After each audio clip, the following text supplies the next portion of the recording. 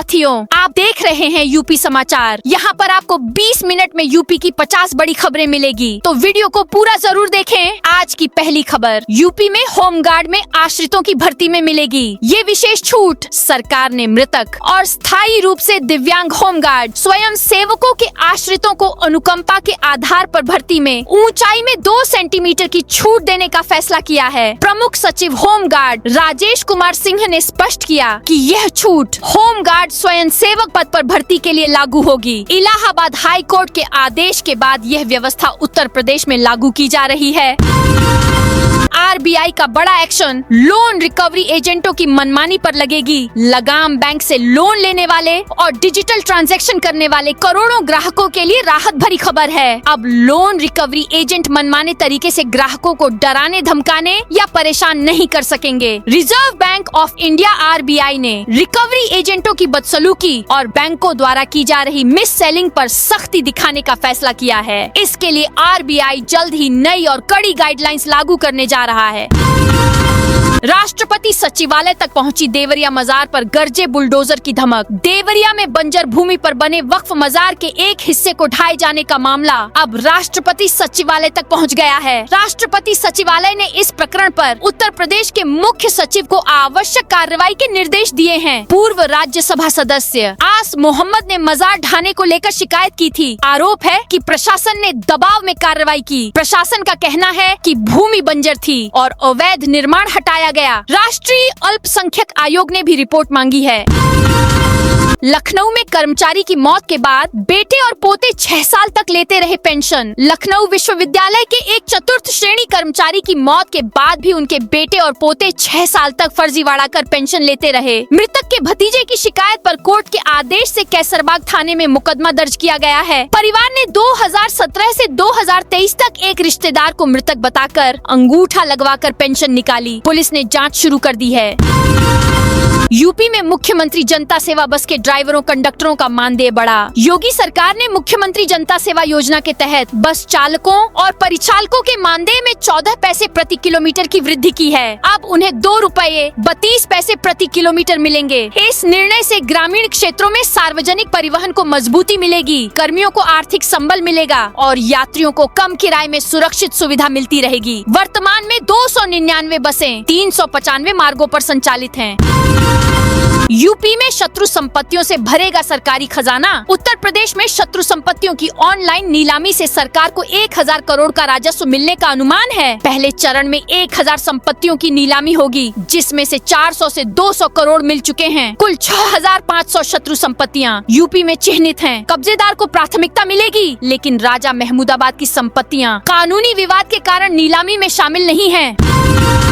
शिक्षकों को तकनीकी दिक्कतों से मिलेगी मुक्ति। परिषदीय प्राथमिक विद्यालयों के शिक्षकों के टैबलेट की तकनीकी समस्याओं के समाधान के लिए 9 फरवरी से सभी जिलों के खंड शिक्षा अधिकारी कार्यालयों में सर्विस कैंप लगेंगे। टैबलेट आपूर्ति करने वाली कंपनियां वारंटी और एमडीएम संबंधी शिकायतें दूर करेंगी। जिला बेसिक शिक्षा अधिकारियों को सहयोग करने और शिक्षकों को सूचित करने के निर्देश दिए गए हैं, ताकि डिजिटल कार्यों में कोई बाधा न आए। यूपी में सख्ती बढ़ी तो 3 लाख टन घट गई उर्वरक की खपत। उत्तर प्रदेश में रब्बी सीजन के दौरान 35 जिलों में उर्वरक की खपत में लगभग 3 लाख टन की कमी आई है। कृषि विभाग के अनुसार कालाबाजारी रोकने के लिए पीओएस मशीनों में तकनीकी बदलाव और कड़ी निगरानी व्यवस्था लागू की गई, जिससे यह गिरावट दर्ज की गई। सीमावर्ती जिलों में विशेष रूप से कमी देखी गई, जहां पहले गड़बड़ी के मामले सामने आते थे। यह कदम उर्वरक वितरण में पारदर्शिता लाया है। सड़क हादसों को कम करने के लिए तत्काल दंड जरूरी। उत्तर प्रदेश में सड़क सुरक्षा को मजबूत करने के लिए पुलिस मुख्यालय में 2 दिवसीय कार्यशाला की शुरुआत शनिवार से हुई। ये कार्यशाला यातायात निदेशालय उत्तर प्रदेश और institute of road traffic education Faridabad के सहयोग से आयोजित की गई है। कार्यशाला का मुख्य उद्देश्य प्रदेश में सड़क हादसों में कमी लाना और सड़क हादसों में मरने वालों की संख्या को कम से कम करना है। कार्यशाला में सड़क सुरक्षा के 5 मूलभूत स्तंभों education, enforcement, engineering, testing, emergency care और इन्वायरमेंट पर विशेष फोकस किया जा रहा है। बलरामपुर में 18 फरवरी से यूपी बोर्ड परीक्षाएं। बलरामपुर जिले में यूपी बोर्ड की हाई स्कूल और इंटरमीडिएट परीक्षाएं 18 फरवरी से 12 मार्च तक आयोजित की जाएंगी। परीक्षाओं को नकल विहीन, शांतिपूर्ण और पारदर्शी बनाने के लिए महाराजा पाटेश्वरी प्रसाद इंटर कॉलेज में केंद्र व्यवस्थापकों की एक महत्वपूर्ण बैठक हुई। बैठक में शासन के दिशा निर्देश साझा किए गए। जिला विद्यालय निरीक्षक मृदुला आनंद ने बताया कि जिले में कुल 66 परीक्षा केंद्र बनाए गए हैं। रायबरेली में वंदे भारत एक्सप्रेस पर पथराव। रायबरेली में वंदे भारत एक्सप्रेस पर हुए पथराव मामले में बड़ा खुलासा हुआ है। रेलवे सुरक्षा बल आरपीएफ को सीसीटीवी फुटेज और रिकॉर्ड मिले हैं, जिनके आधार पर आरोपी की पहचान कर ली गई है। घटना प्रयागराज से गोरखपुर जा रही गाड़ी संख्या 22,550 वंदे भारत एक्सप्रेस में हुई थी। पथराव रायबरेली शहर के नयापुरवा के पास रेलवे गेट नंबर 27 से दरियापुर के बीच की लोकेशन पर हुआ था।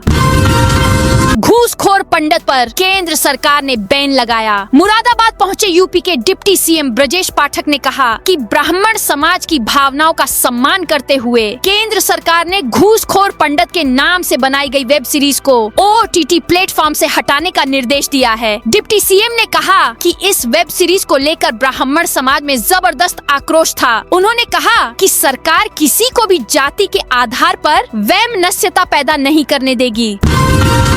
अलीगढ़ में एक्टर भारत भूषण की धर्मशाला में तोड़फोड़। अलीगढ़ के पौष इलाके रामघाट रोड पर स्थित ऐतिहासिक रामा देवी भवन में शुक्रवार को दबंगों ने जबरन तोड़फोड़ की। सूचना मिलने पर नगर निगम के जेई काम रुकवाने पहुंचे दबंगों ने उनके साथ भी अभद्रता की। घटना का वीडियो भी सामने आया है। इस मामले में निगम की तरफ से सिविल लाइंस थाने में रिपोर्ट दर्ज कराई गई है।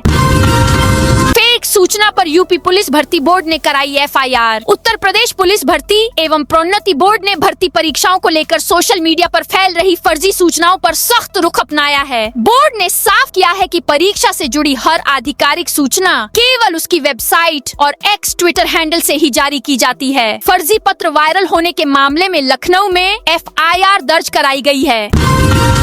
3 महीने में लगे 15,000 आवारा कुत्तों को वैक्सीन। कानपुर में कुत्तों को एंटी रेबीज वैक्सीन लगाए जाने के अभियान में 3 महीने में 15,000 आवारा कुत्तों को वैक्सीन लगाई गई है। 3 महीने पहले अभियान शुरू हुआ था। लक्ष्य तय किया गया था कि सभी आवारा कुत्तों को 3 महीने में एंटी रेबीज वैक्सीन लगा दी जाएगी, लेकिन अभी आंकड़ा पूरा नहीं हो सका है। शहर में करीब 1 लाख आवारा कुत्ते हैं। इस अभियान को नगर निगम, डॉग लवर और एनजीओ की मदद से शहर में काम किया जा रहा है।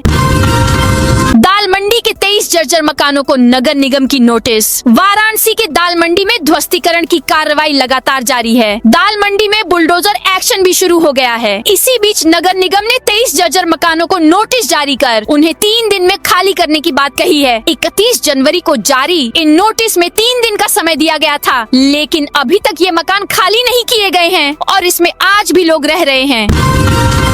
यूपी में घूसखोर पंडित के खिलाफ ब्राह्मणों का अर्धनग्न प्रदर्शन। यूपी में मनोज बाजपेयी की फिल्म घूसखोर पंडित के नाम को लेकर विरोध जारी है। हागरा में ब्राह्मण समाज के लोगों ने अर्धनग्न होकर प्रदर्शन किया और शंखनाद किया। प्रदर्शनकारियों ने कहा कि ब्राह्मणों का अपमान बंद होना चाहिए। उनकी सामाजिक और धार्मिक भावनाओं को बार बार आहत किया जाता है। भाजपा नेता अपर्णा यादव ने कहा कि इस तरह की असंवेदनशील बातें कहना या लिखना, वह भी एक ऐसे समाज के बारे में जिसने पूरी दुनिया में सनातन संस्कृति को जीवित रखा है, ठीक नहीं है। बरेली के मौलाना शहाबुद्दीन रजवी ने फिल्म पर प्रतिबंध लगाने की मांग की। यूपी के 30 शहरों में सीटीईटी परीक्षा आज से शुरू। Central board of secondary education CBSE की ओर से आयोजित की जाने वाली सीटीईटी परीक्षा आज से शुरू हुई। ये एग्जाम 2 दिन यानी 7 और 8 फरवरी 2026 को देश भर के 140 से ज्यादा शहरों में होगी। वहीं यूपी में 30 सेंटर बनाए गए हैं। परीक्षा केंद्रों पर अभ्यर्थियों की एंट्री बायोमेट्रिक हाजिरी के माध्यम से कराई गई। वहीं एडमिट कार्ड पर लगाए गए विशेष होलोग्राम की जाँच के बाद ही अभ्यर्थियों को परीक्षा कक्ष में प्रवेश दिया गया। बिना होलोग्राम वाले प्रवेश पत्र को अमान्य माना गया। यूपी में 5 सीनियर आईपीएस अफसरों के ट्रांसफर। यूपी में 5 सीनियर आईपीएस अफसरों के ट्रांसफर हुए हैं। शासन ने शुक्रवार शाम ट्रांसफर लिस्ट जारी कर दी है। सभी डीआईजी रैंक के अफसर हैं। इनमें से 4 अफसरों को प्रमोशन के बाद अपनी पोस्टिंग का इंतजार था। आज उन्हें पोस्टिंग दे दी गई। सुशील कुमार घुले एसटीएफ के डीआईजी बनाए गए हैं। वे अभी तक एसटीएफ में एसएसपी थे। गौतम बुद्ध नगर पुलिस कमिश्नरेट में डीसीपी यमुना प्रसाद को मुरादाबाद पीटीएस में डीआईजी बनाया गया है। यूपी में 12 से अधिक मंत्री बदले जा सकते हैं। यूपी में योगी सरकार 2.0 का दूसरा मंत्रिमंडल विस्तार बहुत जल्द होने जा रहा है। 2027 विधानसभा चुनाव और इस साल होने वाले पंचायत चुनाव को देखते हुए योगी सरकार गुजरात मॉडल की तर्ज पर आधे से अधिक मंत्रियों की छुट्टी कर नई टीम भी उतार सकती है। करीब 12 से अधिक मंत्री बदले जा सकते हैं। नए सामाजिक समीकरणों के साथ करीब 15 विधायक और पार्टी पदाधिकारियों को मंत्रिमंडल में जगह दी जाएगी।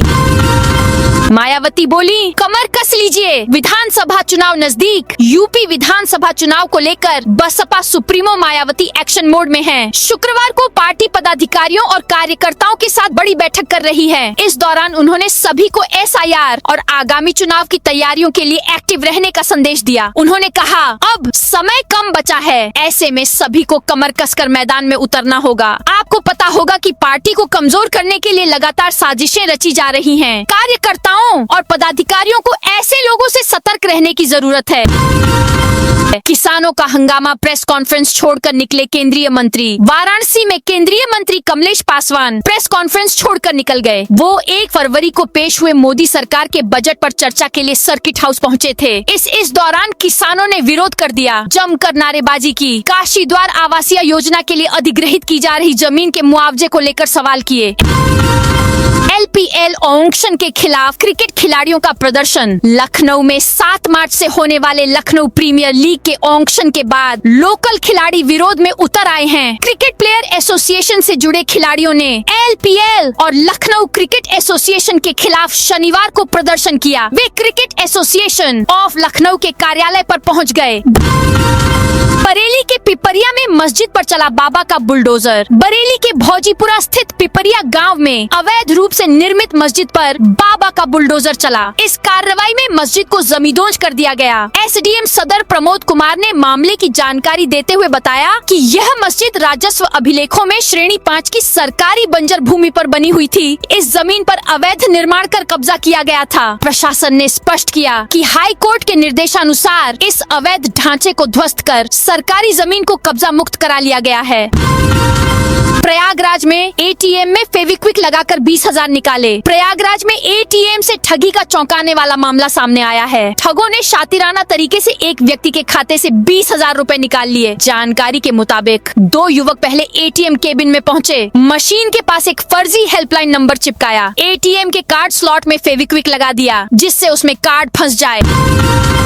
यूजीसी बिल विरोध करने दिल्ली जा रही पदयात्रा पुलिस ने रोकी। हाथरस में राष्ट्रीय सवर्ण परिषद और अन्य सवर्ण संगठनों की ओर से यूजीसी बिल और SC/ST एक्ट के विरोध में प्रस्तावित पदयात्रा को पुलिस ने रोक दिया। यह पदयात्रा हाथरस से दिल्ली स्थित प्रधानमंत्री आवास तक निकाली जानी थी। सुबह से ही आगरा रोड स्थित शहीद पार्क और उसके आसपास का इलाका पुलिस छावनी में तब्दील रहा। एसडीएम सदर राज बहादुर और सीओ सादाबाद अमित पाठक भारी पुलिस बल के साथ मौके पर रहे। फर्रुखाबाद का नाम बदलने के लिए हस्ताक्षर अभियान। फर्रुखाबाद जनपद का नाम बदलकर पांचाल नगर किए जाने की मांग को लेकर हिंदू समाज पार्टी का हस्ताक्षर अभियान जारी है। इसी कड़ी में पार्टी के जिलाध्यक्ष आशीष गुप्ता एडवोकेट के नेतृत्व में कलेक्ट्रेट फतेहगढ़ परिसर में एक हस्ताक्षर अभियान चलाया गया। रॉबर्ट्सगंज क्रॉसिंग पर रेलवे ओवरब्रिज का सर्वे शुरू। सोनभद्र के रॉबर्ट्सगंज क्रॉसिंग पर रेलवे ओवरब्रिज निर्माण का इंतजार खत्म हो गया है। करीब 52 करोड़ रुपए की लागत से बनने वाले इस ओवरब्रिज के लिए रेलवे विभाग ने शनिवार से सर्वे कार्य शुरू कर दिया है। चाइनीज मांझे पर योगी सरकार सख्त। उत्तर प्रदेश में चाइनीज मांझे को लेकर योगी सरकार ने कड़ा रुख अपनाया है। मुख्यमंत्री योगी आदित्यनाथ ने निर्देश दिए हैं कि चाइनीज मांझे से होने वाली मौत को अब हादसा नहीं बल्कि हत्या माना जाएगा। इस फैसले के बाद प्रदेश भर में चाइनीज मांझे की बिक्री और भंडारण के खिलाफ विशेष अभियान शुरू हो गया है। गोरखपुर स्टूडेंट्स को मिलेगा 50 करोड़ की स्कॉलरशिप का लाभ। चंडीगढ़ यूनिवर्सिटी ने शनिवार को गोरखपुर में एक 50 करोड़ की स्कॉलरशिप प्रोग्राम लॉन्च किया। इस पहल से गोरखपुर और आसपास के स्टूडेंट्स को पढ़ाई के लिए बड़ी आर्थिक मदद मिलेगी। स्कॉलरशिप के लिए स्टूडेंट्स एक कॉमन एंट्रेंस टेस्ट देंगे। उस टेस्ट में मिले मार्क्स के अनुसार मेरिट लिस्ट जारी होगी। यह स्कॉलरशिप प्रोग्राम पूरे एक साल के कोर्स फीस का 15% से शुरू होगा और 100% तक दिया जाएगा। यह परसेंटेज स्टूडेंट्स के मार्क्स और कुछ क्राइटेरिया पर निर्धारित होंगे।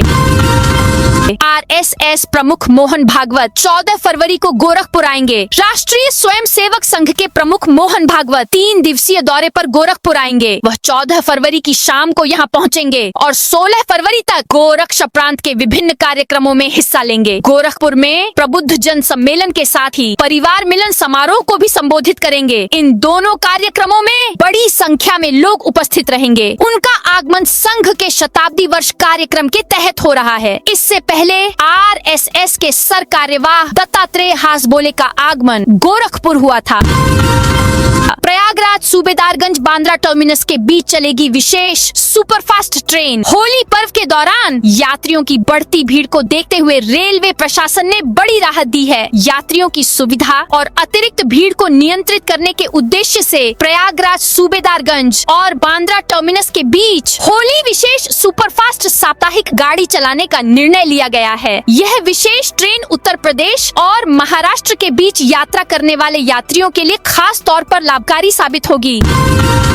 उन्नाव में शिव मंदिर की जमीन पर अवैध कब्जा। उन्नाव में शिव मंदिर की जमीन पर अवैध कब्जे और निर्माण के विरोध में शनिवार को 50 से अधिक ग्रामीणों ने सदर तहसील परिसर में धरना प्रदर्शन किया। ग्रामीणों ने आरोप लगाया कि भूमाफिया उनकी धार्मिक आस्था से जुड़े मंदिर की जमीन पर कब्जा करने का प्रयास कर रहे हैं। हाउस टैक्स जमा न करने पर में 7 संपत्तियां सील। हाउस टैक्स वसूली को लेकर आगरा नगर निगम ने ट्रांसपोर्ट नगर में बड़ी कार्रवाई की है। हाउस टैक्स जमा न करने पर 7 संपत्तियां सील कर दी हैं। इन सभी संपत्तियों पर लाखों रुपए हाउस टैक्स का बकाया था। नगर निगम ने इससे पहले कई बार नोटिस और वारंट जारी किए गए थे। इसके बाद भी इन्होंने हाउस टैक्स जमा नहीं किया। जोनल अधिकारी अवधेश कुमार के नेतृत्व में कर अधीक्षक अक्षय कुमार एवं कर निरीक्षकों की टीम ने प्रवर्तन दल के साथ संयुक्त रूप से यह कार्रवाई की। सील की गई संपत्तियों पर 8,67,000 रुपए बकाया है। अयोध्या के राम मंदिर परिसर में आचार्यों की होगी नियुक्ति। श्री राम जन्मभूमि तीर्थ क्षेत्र ट्रस्ट राम मंदिर सहित विभिन्न धार्मिक आयोजनों का संपादन कर रहे आचार्यों को पुजारी के रूप में नियुक्त करने की तैयारी कर रहा है। ट्रस्ट स्तर पर इस संबंध में आम राय बनाने की प्रक्रिया शुरू हो गई है। इसकी वजह चैत्र नवरात्र के बाद राम मंदिर परिसर में दर्शन और पूजा व्यवस्था का विस्तार होना है। सीएम योगी ने अपने गांव पंचूर में किया रात्रि विश्राम। उत्तराखंड दौरे पर पहुंचे उत्तर प्रदेश के मुख्यमंत्री योगी आदित्यनाथ ने शुक्रवार को अपने पैतृक गांव पंचूर में रात्रि विश्राम किया। शनिवार सुबह उन्होंने अपने गांव के बड़े बुजुर्गों का हालचाल जाना और बच्चों को दुलार किया। इस दौरान मुख्यमंत्री योगी आदित्यनाथ का बाल प्रेम उमड़ आया। उन्होंने गाँव के बच्चों पर अपना स्नेह बरसाया, उनसे देर तक बातचीत की और उन्हें चॉकलेट भी दी। यूपी में गांव के लोगों के लिए गुड न्यूज। यूपी के ग्रामीण इलाकों में अपने घर का सपना देख रहे लोगों के लिए बड़ी राहत की खबर है। अब प्रदेश के ग्रामीण क्षेत्रों में 300 वर्ग मीटर तक के मकान के निर्माण के लिए नक्शा पास कराने की अनिवार्यता खत्म की जा रही है। योगी सरकार उत्तर प्रदेश भवन निर्माण एवं विकास उपविधि 2025 को ग्रामीण क्षेत्रों में भी लागू करने जा रही है, जिसके तहत ग्रामीण आबादी को सरल, सस्ता और समयबद्ध मकान निर्माण की सुविधा मिलेगी। इस फैसले से उन लाखों ग्रामीण परिवारों को सीधा फायदा होगा जिनका नक्शा पास न कराने पर शोषण होता था। नई गाड़ियां कागज पर डेढ़ करने वाले 3 कर्मचारी निलंबित। नगर निगम के परिवहन विभाग में लापरवाही मिलने पर नगर आयुक्त हिमांशु नागपाल ने कड़ा एक्शन लिया है। हिमांशु नागपाल ने स्क्रैप की नीलामी के लिए बनी नीलामी समिति की जांच रिपोर्ट के बाद परिवहन विभाग के बाबू वैभव शरण मिश्र के साथ ही साथ सौरभ सान्याल व नपेंद्र शंकर सिंह को तत्काल प्रभाव से निलंबित कर दिया। इस पूरे प्रकरण के लिए नगर आयुक्त ने अपर नगर आयुक्त अमित कुमार जांच अधिकारी नियुक्त किया है, जो 15 दिन में अपनी रिपोर्ट अधिकारियों को सौंपेंगे। चांदी इस हफ्ते 94,000 गिरकर 2,45,000 पर आई। इस हफ्ते सोने चांदी के दाम में गिरावट रही। सोना 13,717 रुपए गिरकर 1,52,078 रुपए प्रति 10 ग्राम पर आ गया है। इससे पहले ये बीते हफ्ते यानी 30 जनवरी को 1,65,795 रुपए पर था। वहीं चांदी 3,39,350 रुपए प्रति किलो से गिरकर 2,44,929 रुपए पर आ गई है। यानी चांदी की कीमत 94,421 रुपए कम हुई है। पीएम मोदी 2 दिन के दौरे पर मलेशिया पहुंचे। प्रधानमंत्री नरेंद्र मोदी 2 दिन के मलेशिया दौरे पर पहुंच गए हैं। यहाँ वे भारतीय समुदाय के लोगों को संबोधित कर रहे हैं। यह दौरा मलेशिया के प्रधानमंत्री दातो सेरी अनवर इब्राहिम के न्योते पर हो रहा है। मोदी करीब 8 साल के बाद मलेशिया पहुँचे हैं। इससे पहले 2018 में गए थे। विदेश मंत्रालय के सचिव पी कुमरन ने बताया कि इस यात्रा में 10 साल से मलेशिया में रह रहे भगोड़े जाकिर नाइक के मुद्दों पर भी चर्चा होगी। भारत इससे पहले भी अलग अलग मौकों पर ये मामला उठा चुका है।